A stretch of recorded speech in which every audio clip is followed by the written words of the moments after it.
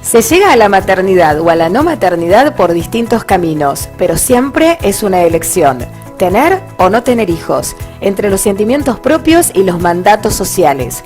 Mujeres, hombres, parejas que hacen hasta lo imposible para tener hijos y aquellos que prefieren no tenerlos. Hoy hablaremos de parto humanizado. Bienvenidos a ¿Y ustedes para cuándo?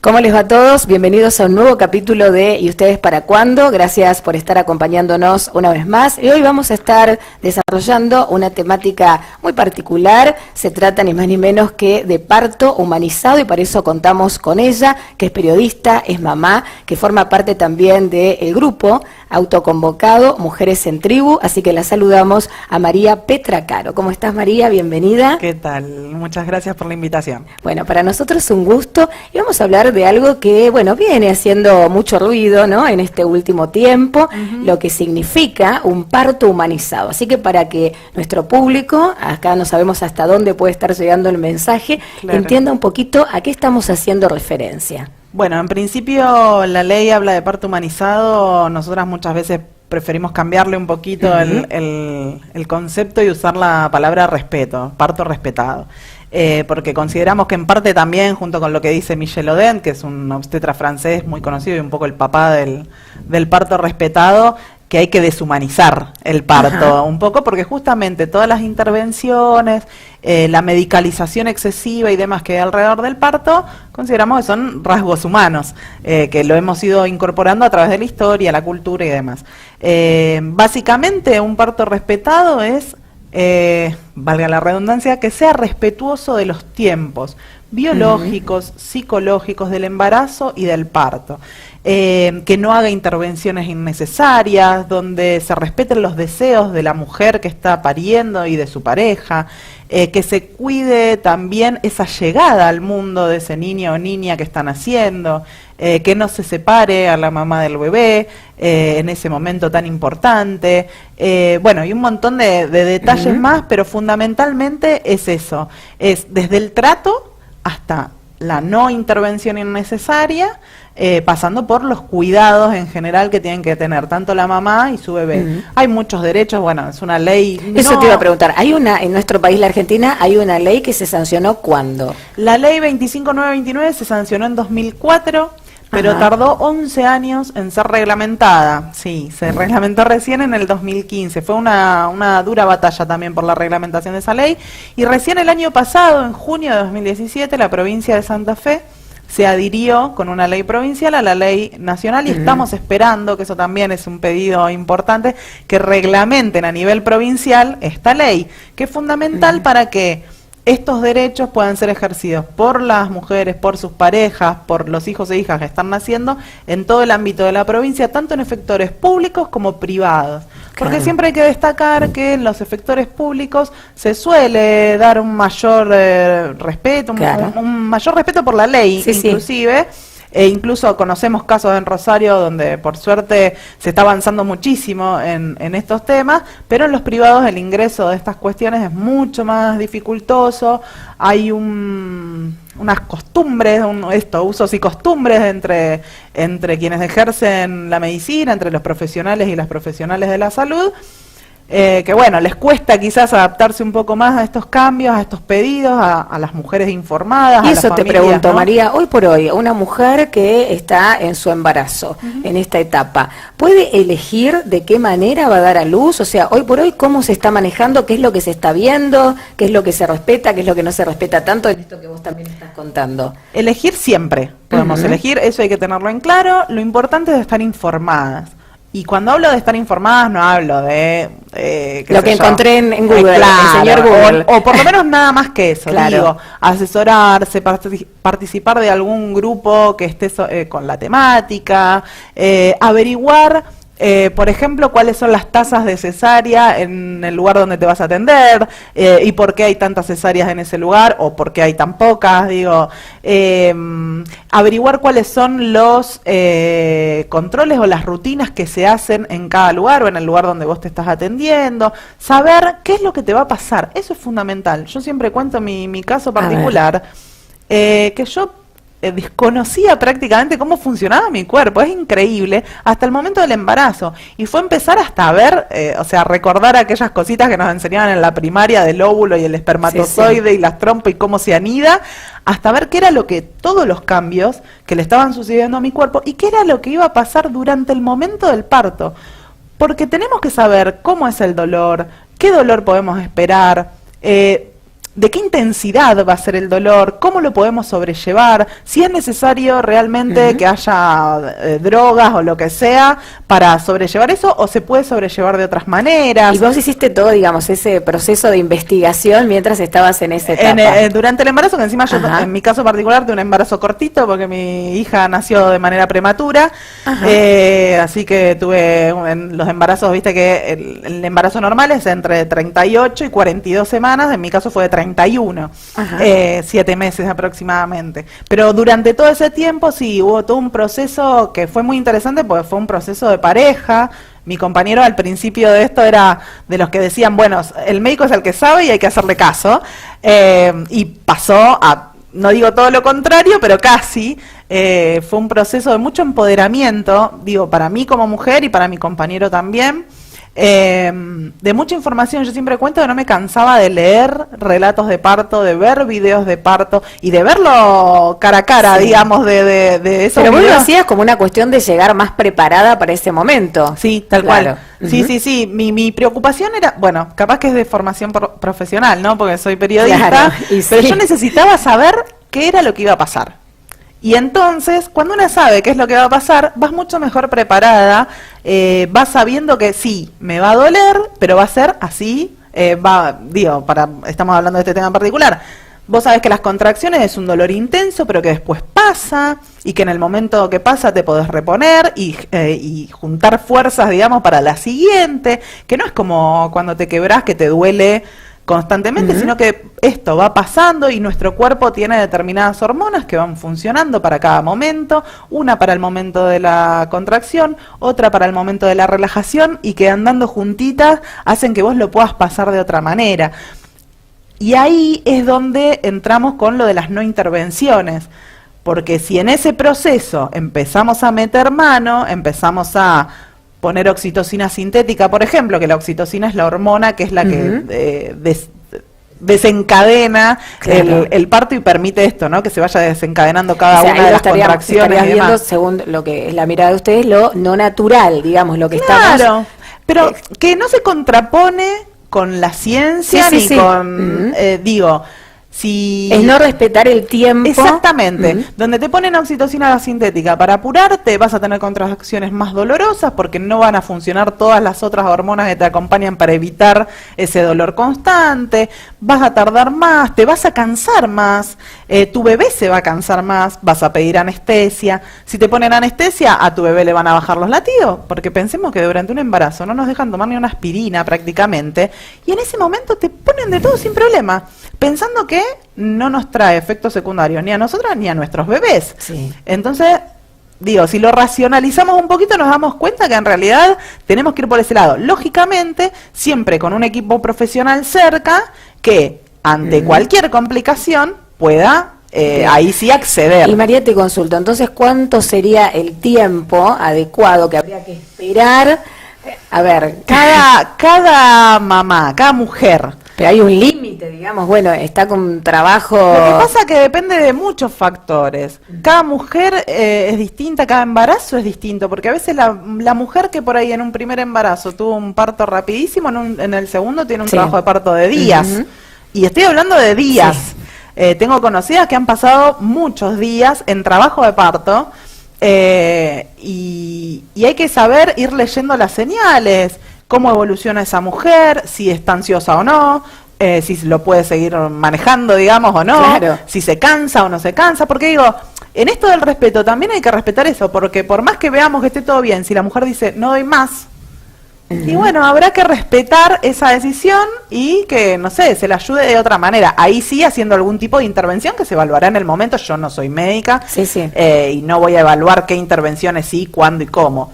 Pero digo, en la medida en que esté todo bien, hay controles para hacerle sin intervenir profundamente al bebé. Sin acelerar, que es lo que vos... Exacto, sin acelerar los tiempos. Hay un montón de métodos para saber si está todo bien. Mientras esté todo bien, los tiempos dependen de cada una y de cada día, ¿da? O sea, de cada mamá y bebé y de ese momento tan especial que están viviendo y que cada día lo va a vivir de una manera distinta. Bien, María, y esto que vos hablabas, ¿no? De que siempre tenemos la posibilidad de elección, ¿no? Bueno, es un poco las premisas que también tenemos en este programa. Digo, ¿qué pasa cuando aquella mujer no solo quiere dar a luz de forma natural, sino que no lo quiere hacer en una institución, ¿no? Llamemos hospital, clínica, sino que quiere hacerlo en su casa? El parto domiciliario. Nosotras consideramos que el parto planificado en domicilio, porque así es como deberíamos hablar de eso, debería ser una opción más de atención de los partos. ¿Qué queremos decir con esto? Nuestra militancia central no va por el lado del parto del parto respetado, sí, del parto domiciliario, pero sí entendemos que dentro de lo que es el parto respetado, los partos planificados en domicilio tienen que ser una opción de atención. ¿Y qué implica esto? Primero, que aceptemos que existe y aceptemos que no es ilegal, que es una práctica que muchas mujeres pueden decidir llevarlas a cabo siempre que cumplan determinadas condiciones. A ver, y eso vamos, ¿cuáles son esas condiciones? Bueno, en línea general es lo mismo que pedimos, que son para los partos respetados en general, que sea un embarazo sano, una mujer sana con bebé sano. Bien. Básicamente eso. Y en ese caso sí. Y además con profesionales idóneos que la asistan. ¿Sí? Claro. Aún cuando sea en domicilio tiene que tener profesionales idóneos que la asistan, que no significa tener una ambulancia en la puerta, ni mucho menos. Y lo otro, que sí tiene que ver con lo de la ambulancia, es que el Estado garantice la recepción de los traslados en tiempo y forma. ¿Qué significa esto? Yo elijo tener un parto domiciliario. Por algún motivo, sin ir más lejos, porque me cansé, como te decía antes, me cansé y prefiero ir a la institución a ver qué pasa. Bueno, me llevarán como cuando te lleva tu pareja al hospital cuando estás de parto, bueno, la misma situación, vas a un efector que ya sabe que vos ibas a parir en tu casa y te reciben bien y hacen lo que sea necesario para atenderte de la mejor manera posible. Y no que empiecen, ustedes, las hippies, que quieren parir en su casa, pero eso es una locura y entonces tardan en atenderte o te hacen un trato absolutamente deshumanizado. Y aleccionador, creo, en algún punto, donde te maltratan casi a propósito. Sí, porque parece increíble lo que estoy diciendo, pero sucede. No, por eso está bueno que lo comentes porque, también. Claro, entonces nosotros lo que decimos es, a mí lo que me interesa particularmente, y esto lo digo a nivel personal, pero es que la mayor cantidad de mujeres puedan acceder a partos respetados. Y la mayor cantidad de mujeres, hoy por hoy, el 99,9% de las mujeres paren en centros de salud, públicos o privados. Ahora, sí quiero que exista la posibilidad de que podamos elegir, pero siempre y como todo, informadamente. Y esto significa hacer una buena planificación de un parto domiciliario, contar con profesionales y contar con lo que se denomina plan B, o en realidad es un plan de traslado, ¿sí? Un plan de traslado adecuado donde el centro de salud sepa qué puede pasar, qué podés ir y que te atiendan como corresponde. Básicamente eso es lo que pedimos. Y eso no está específicamente legislado en estas leyes de parto humanizado, tanto la nacional como la provincial, pero no lo niegan, o sea, no está prohibido. Y ahí, bueno, es donde hay que seguir accionando de alguna manera, que, insisto, no es el eje central del colectivo, pero sí, bueno, una de las aristas que tiene el tema del parto respetado, ¿no? Es interesante, María, esto que decís, entendiendo que, bueno, en este programa precisamente pretendemos terminar con mucho condicionamiento social, ¿no? Con esta mirada que aún prevalece ante ciertos temas, y en esto puntual de lo que significa dar a luz, es tal cual como vos lo estás contando, ¿no? Desde esta experiencia que han tenido que a veces vivir aquellas mujeres que han decidido, que han tomado la elección de llevar adelante un parto domiciliario, luego van a una institución médica y, bueno, y se encuentran con todo este trato, ¿no? Tal cual. Más allá de esto puntual, ¿a qué se se refieren con violencia obstétrica? Que si bien algo antes mencionaste, bueno, que para que sigamos informando y bueno, comentándole al público que esto existe.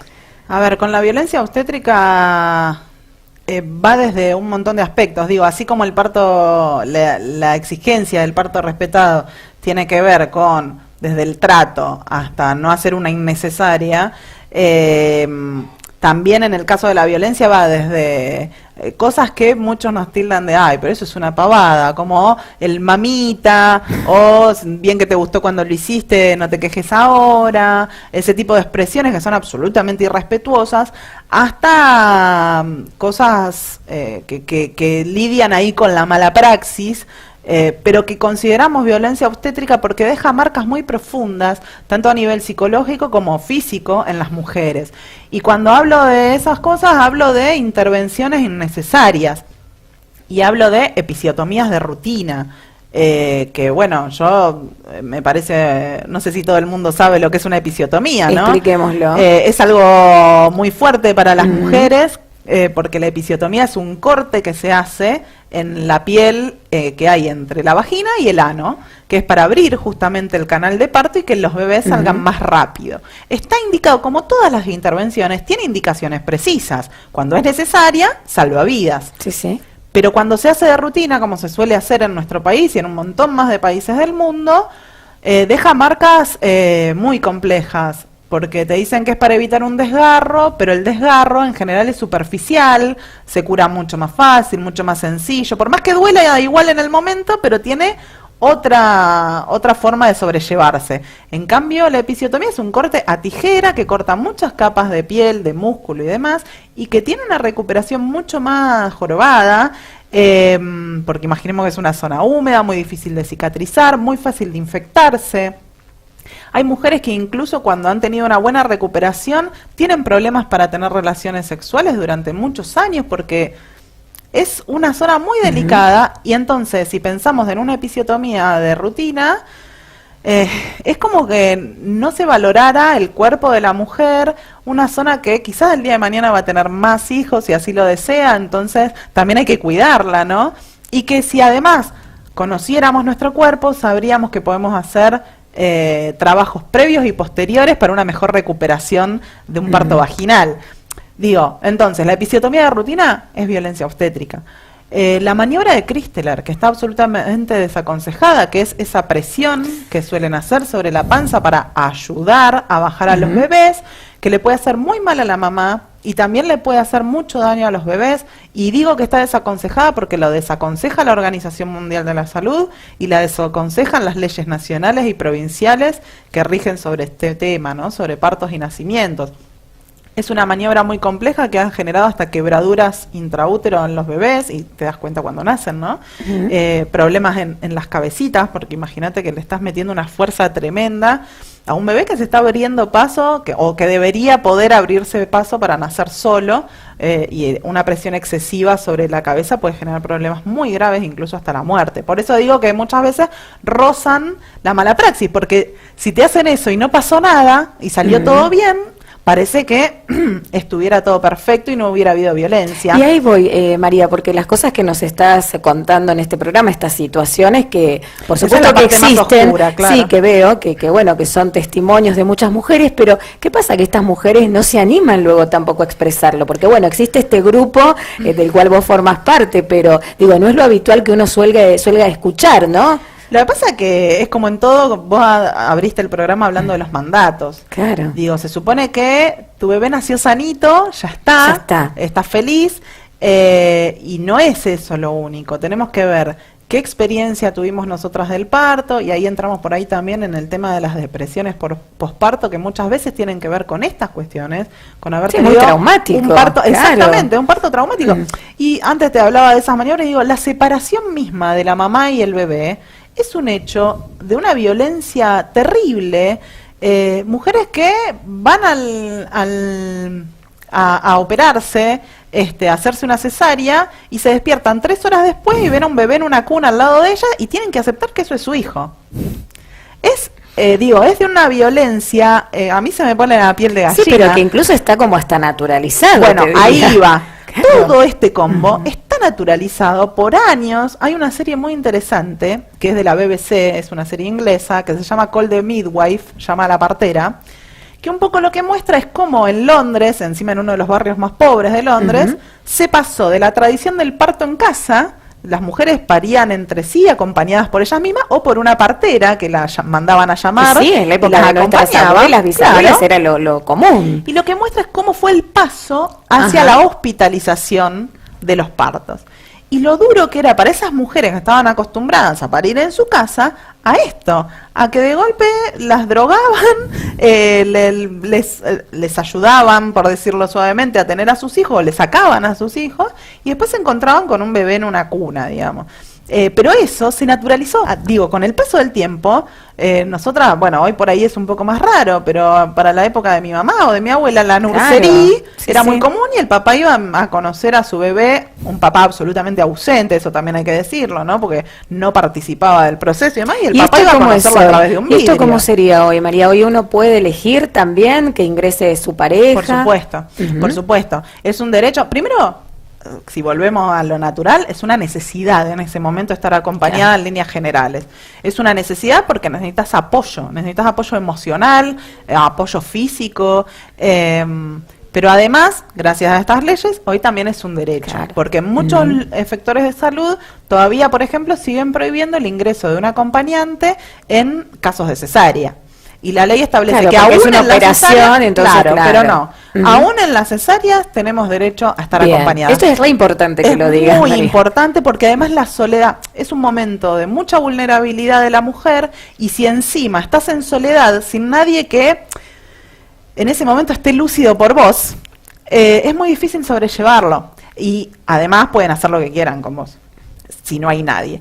Y otra cosa que es importante subrayar, no solamente, digo, porque habemos muchos casos de mujeres solas, y habemos otra que tenemos pareja del sexo que sea, por supuesto, y tienen derecho a entrar, porque estamos muy acostumbrados también, y el papá, sale la enfermera a preguntar, bueno, el papá va a entrar, y capaz que tiene una mamá, o capaz que no tiene nada, y quiere pasar la abuela, y si la mamá está de acuerdo, tiene que ser siempre de su elección, ¿sí? Eso es importantísimo. Perfecto. El derecho a estar acompañada por una persona de la elección de la mujer y que nadie más que ella puede cambiarlo. Puede estar acompañada por una dula, que también es importante. A mí me gusta mucho remarcar la importancia también de las dulas en todo este proceso, porque son mujeres que han sido madres y que acompañan a otras mujeres en este proceso, que no tiene nada que ver con la medicina, su función, porque no pueden intervenir médicamente, sino que es esto, es el acompañamiento informativo, el apoyo moral de alguna manera, el emocional y demás, acompañando a la mujer.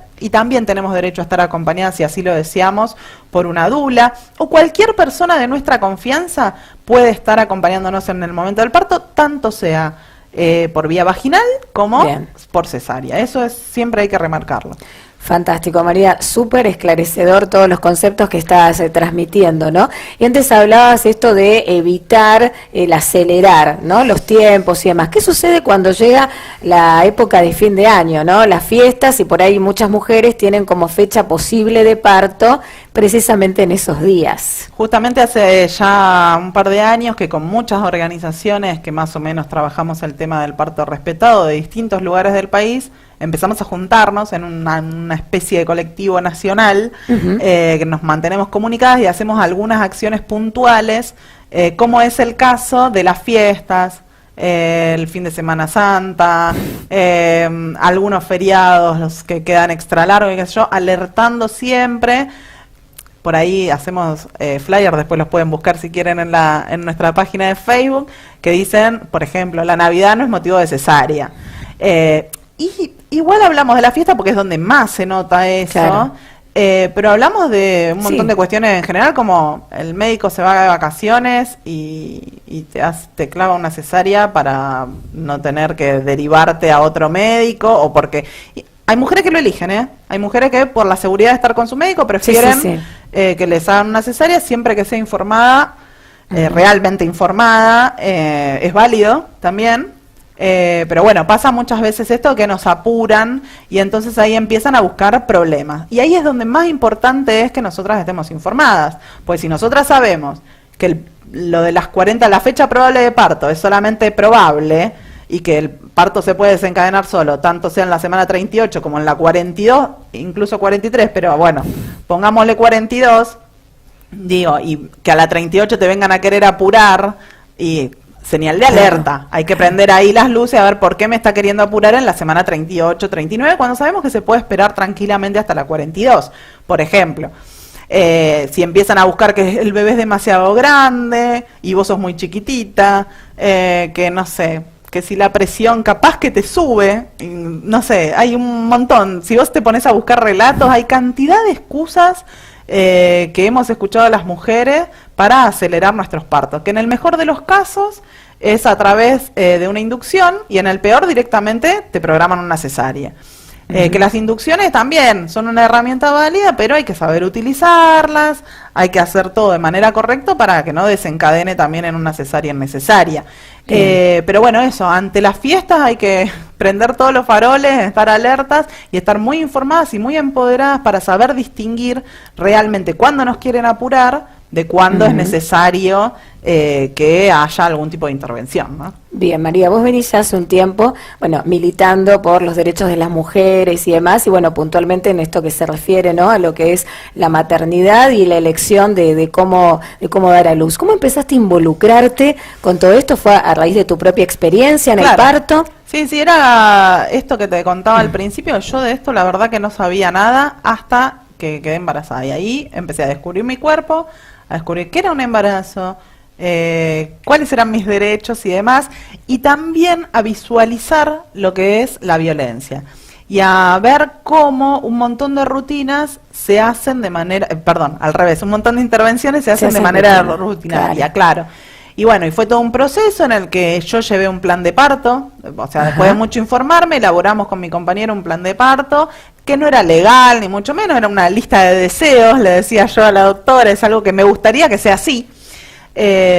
Bueno, mi doctora, a pesar de las diferencias, la verdad que logramos ir acordando algunas cuestiones, y bueno, yo terminé con un parto prematuro, como te había contado antes, y así todo, en la urgencia se respetaron buena parte de mis deseos, y los de mi compañero también, que eso fue importante. Y después tuvimos la experiencia del aneo, que es otro gran tema, que muchas veces también está muy invisibilizado por esta cuestión de, si tu bebé nació sanito, cállate y está todo bien, y si tu bebé tiene algún problema, también cállate, porque está en manos de los médicos y de los enfermeros, y vos vas a visitarlo cuando podés y cuando te dejan. Sí. Y es importante también remarcar que esta ley, la 25.929, la ley nacional, en su artículo 4 habla específicamente de los y las bebés que están internados en neonatología y los derechos de los padres y de esos niños y niñas en ese momento. Y entre otras cosas está lo que para mí es fundamental, que es el acceso irrestricto de las familias a su bebé. El concepto de que los papás y las mamás, o el familiar más directo si no hubiera ninguno de ellos, no son una visita en neonatología, que no tienen que cumplir horarios, que la neo se tiene que adaptar a estas especificaciones, digo, porque más allá de que ese bebé esté en peligro realmente, la familia tiene que estar cerca de esa criatura, sobre todo porque está en peligro. Sí. Sobre todo porque está en peligro. Si es que está en peligro, hay veces que no es un peligro, pero necesita estar con determinados cuidados, digo, que no corre riesgo la vida, ¿no? Pero necesita estar con determinados cuidados, que yo, en el caso de mi hija, por suerte no tuvo ningún problema grave, pero era prematura, era chiquita y necesitaba crecer. Entonces, bueno, nos pasamos 1 mes y medio en la neo. Y tener que ir cada 3 horas a visitarla 1 hora, y yo me acuerdo y me emociono de nuevo, y tener que estar 1 hora, y muchas veces no era 1 hora porque entrabas más tarde, y hasta que pudo tomar la teta, que también otro tema, la lactancia con chicos prematuros, pero cuando empezó a tomar la teta le querían que mi hija cumpliera lo que mandaba el reloj, y no es así, porque se prendía cuando podía y como podía, y una vez que se prendía había que dejarla, y yo peleándome con los enfermeros para que no me echen. Digo, esas situaciones no tienen que existir más. Claro. Eso, fundamentalmente subrayar que la familia no es visita, que tenemos que tener acceso irrestricto a las neos, y que todos los protocolos médicos se pueden hacer igual, aun cuando el papá esté calladito o la mamá esté calladita al lado de la incubadora con su bebé sobre el pecho. El contacto piel a piel en esos momentos es fundamental. Es la única manera de que haya posibilidades de surfear la angustia y poder dar la teta, por ejemplo, porque la angustia nos juega en contra en esas situaciones. Es la única manera de reconocer a ese hijo o a esa hija y ayudarla para que salga adelante.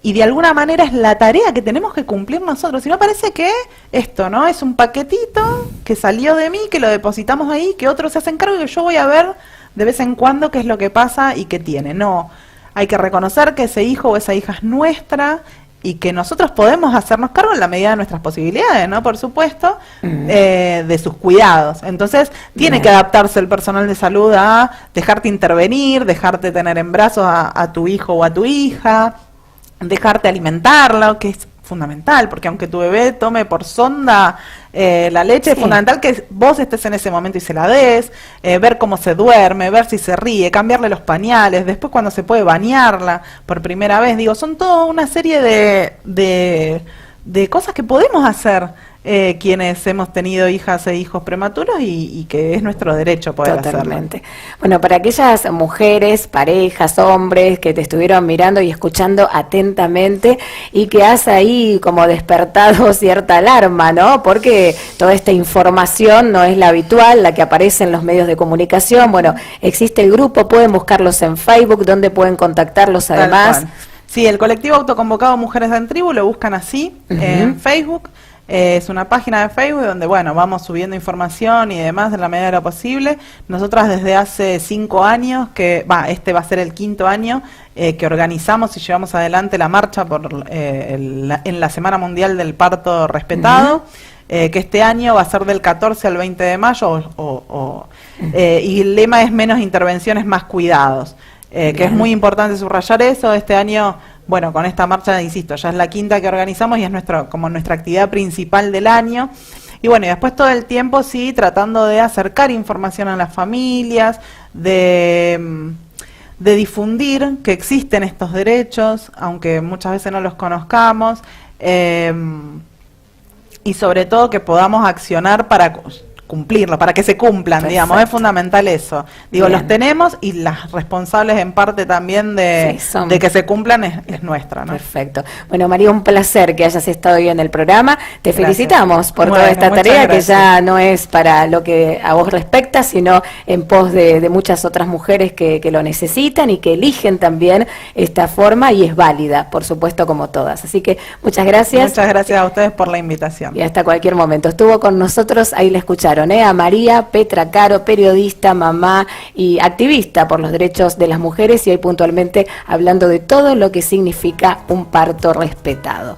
Te agradecemos a vos por acompañarnos cada semana en cada capítulo. Acordate que nos podés seguir en todas las redes sociales, podés compartir también tu testimonio, tu comentario, mensaje. Siempre estamos abiertos aquí, para eso estamos. Así que te encontramos la próxima con ¿Y ustedes para cuándo?